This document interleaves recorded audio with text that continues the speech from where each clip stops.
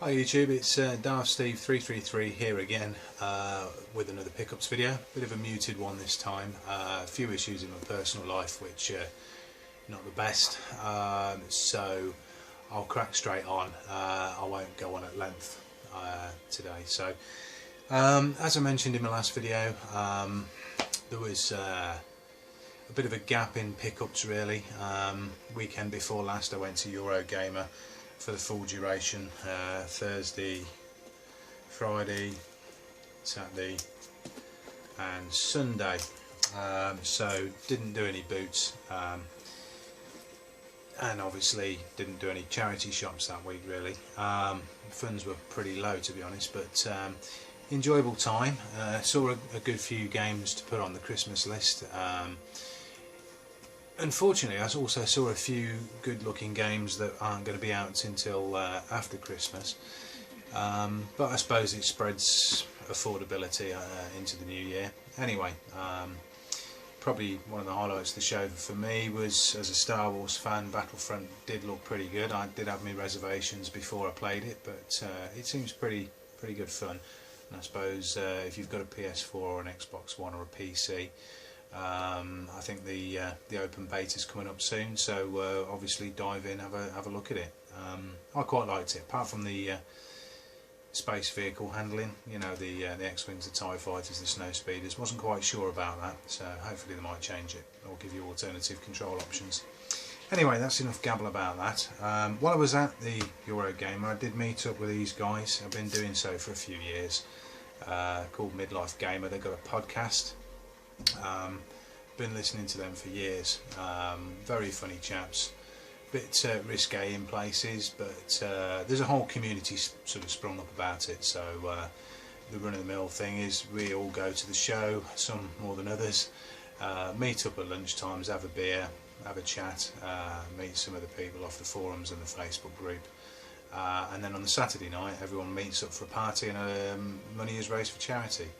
Without going into too much detail, this year was astounding.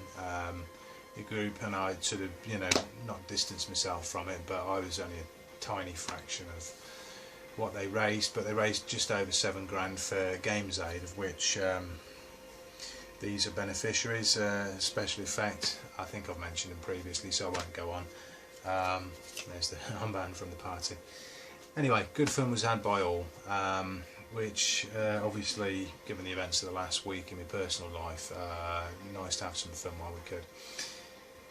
Anyway, I won't go into detail on that. Before I went, there was the great Asda £10 debacle or situation where assorted Xbox One and PS4 games were reduced from silly prices to silly cheap prices. Unfortunately, the ones local to me didn't really partake in that. The one most local to me didn't seem to do anything at all for it. The one near where I work did have some games reduced, and I was pleased to pick up this for the PS4. Trials Fusion, the what is it called? The Awesome Max Edition, which interestingly is the main game and the season pass, and it has unicorns and cats. As you can see by the picture, there's a unicorn and a cat.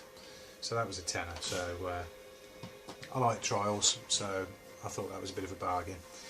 So anyway, like I say, then I went off to the show, played lots of games. Interestingly, on the Xbox stand, one of the things I wanted to play the most was Rare Replay, because amongst other things it had stuff like Jetpack on there. Had a go, loved it, come back home and used some, no, I didn't use some trading credit actually. I bought that from the game shop in the local, well, the game shop in the town where I work. So yeah, Rare Replay, I think that was 16 quid, which is pretty decent. And I've sort of played Jetpack to death already. Playing Lunar Jetman now, which I must admit I never really played in the day, and you can tell, of course, I last typically with about 4 or 5 lives, about 10 seconds each life, so more practice required on that. You probably notice I've got the PlayStation on in the background, well, the PS2 technically, but I am in honour of the PlayStation's 20th birthday, or recent 20th birthday. I'm unfortunately not playing my original PlayStation, which I don't have room on the setup for at the moment. But I am paying homage to it by playing release number 0001, which is Ridge Racer. Interesting story related to that, and you're a gamer again. I did promise I wouldn't go on, but there was a competition there which I did have a go at. Basically, you lined up for a go on the original Ridge Racer on the original PlayStation. Fastest time of the day went home with a 20th anniversary PS4. Unfortunately, my best effort was on the first day, when people were all still using automatic gearbox. I was about half a second off the winning time, I think, which was pretty decent, but close but no cigar. I think I was probably in about the top 7 or 8 people, but that's about as close as I got. Of course, after day one, people started using the manual gears, and unfortunately back in the day when I played Ridge Racer and Ridge Racer Revolution particularly to death, I always used to use automatic gears, and I'm sure with a little bit of practice I'd have probably been able to adapt to playing manual, but unfortunately the times with manual gearbox were, you know, 3-4 seconds quicker than I've been able to manage with an automatic. So yeah, I had to go on the Thursday and the Friday. Saturday and Sunday I didn't bother because I thought I'm not going to get anywhere close to those times. But anyway, Ridge Racer, great game, I love it. And as I say, wasted a lot of time, invested a lot of time in that when I was younger. Anyway, moving on, talking to PlayStation, random pickup from charity shop. It was 50p, I think. Caesar's Palace. Somebody paid $16.99 for that originally. I don't think I ever would have, but it's one I haven't got, so there we go. A couple of random pickups from the weekend just gone from a charity shop. Got Batman Vengeance for the PS2 with manual. Disc is so-so. I think that cost me $1.50, and so did this. This is Legend of Spyro Dawn of the Dragon, which is a Spyro game I don't have for the PS2. I think it's a late release one. No manual, unfortunately, but my wife especially used to love Spyro games, but thought they went a bit combat heavy. Whether she might have changed her mind since she's become more of a gamer, I'm not sure. But anyway, that was about it from charity shops from the weekend. I did go to the local and mainly rubbish car boot. Did find a few things there this week. So they're all pretty much random pickups. I'm just trying to sort them into little piles. Okay, I think this is about the order. First thing I saw was Spider-Man 3, which I did actually pick up the other week, but it didn't have a manual. This one does, and is in lovely condition. So that cost me, I think that was £1. So happy to pick up a manual copy. The other one I can go up to Computer Exchange.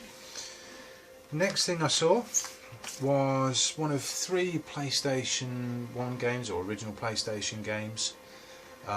It's Ridge Racer Type 4, in very nice condition, except it's missing the high spec demo, which is a shame, but not an enormous problem. But there you go, the manual's a bit bent, but not wrong with that really. As I say, the disc just needs a light wipe. There's a couple of very light smears on it, but I'll pick that up predominantly probably to trade in, because Ridge Racer is good, as I think I might have mentioned previously. Next thing I saw was one for trading purposes again. This cost me £4, but I know this is actually increasing in value again now, so I can get a couple of quid extra credit out of that. So Zelda Twilight Princess, it's the one which obviously I picked up for the what do you call it, the GameCube a few months back. Obviously this is the Wii version, in decent nick. So there we go. I've actually got a spare disc for that as well, unboxed and manual disc, which I actually keep my personal copy. Next thing was a couple of PS2 games in a little, well, out of the bin with probably about a dozen in there. These were the best 2 of note.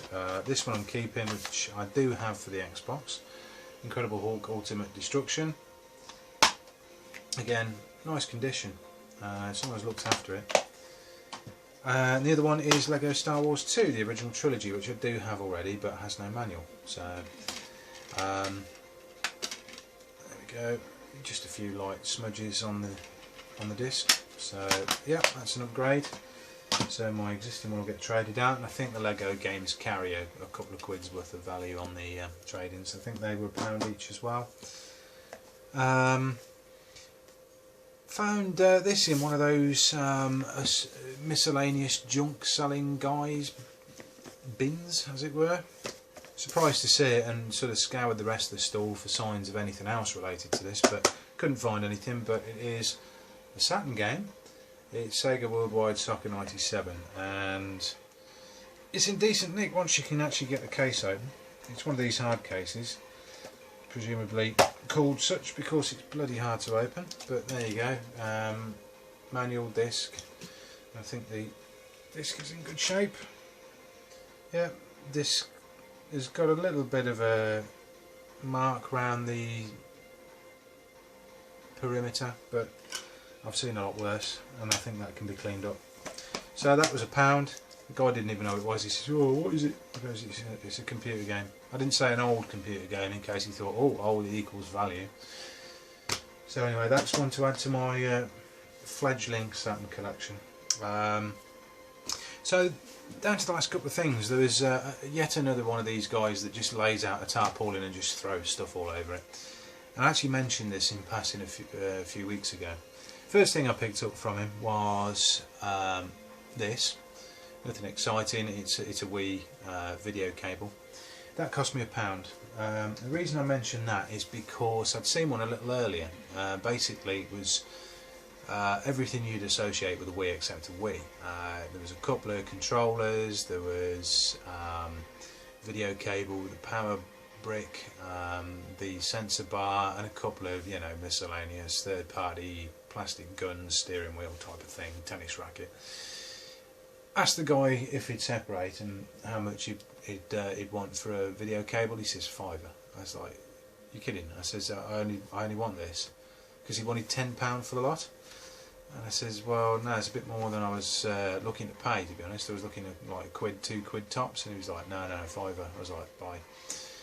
So anyway, I found this a little later on. That cost me £1. I picked that up. I was like sort of scouring something, scouring this pile of wires and plugs and so on for something specific, and something specific I'll come to, because I found this, which is a battered old GameCube. As you can see, I haven't cleaned it up yet, just to show you what sort of condition it was in. And the guy wanted a £5 for it. A few weeks ago, he wanted 10. I think I might have mentioned it. I decided to leave it, and I said, who knows? In a few weeks, it might be there still. So it was there. It seems to have lost the controller and the power pack and the video cable in the intervening time. So I sort of said to the guy, I said, "You got power brick and so forth," and he scoured around this pile of wires, which is when I spotted the Wii video cables. Anyway, cutting a long story short, it wasn't there. Someone must have bought it separately, or he might have lost it, or someone swiped it. Anyway, I asked him if he'd take £3, seeing as there was no way of telling whether or not it worked, there was no cables and so on, and he reluctantly went for it. Nice little bonus is it's got Star Wars Bounty Hunter inside. The disc, oddly enough, is in really nice shape. It's nearly in as good shape as my existing copy, but loose disc. If anyone is short of that, give me a shout. So anyway, I took that away for £3, and I sort of meandered back to a place I'd seen a little earlier in the car boot, where I'd seen a fairly ropey looking GameCube controller, power supply and aerial cable. Wait, not aerial cables, that's old-fashioned me, old-time me, using old terminology, basically the video cable. Cut a long story short, the controller had gone, someone had swiped that, but rather happily, because I think he'd have probably wanted me to bundle it, I did find that the power brick and the video cables were still there. So there's the video cables. Here's the power brick. And he wanted a £5 for that, and I sort of said, well, would you take 3? Because I really didn't want to pay any more than I'd paid for the GameCube, considering I might get it home and it turned out to be a clunker. And we settled on £3.50 in the end, so 50p more than the system itself, but got it home, plugged it in, it works, rock and roll.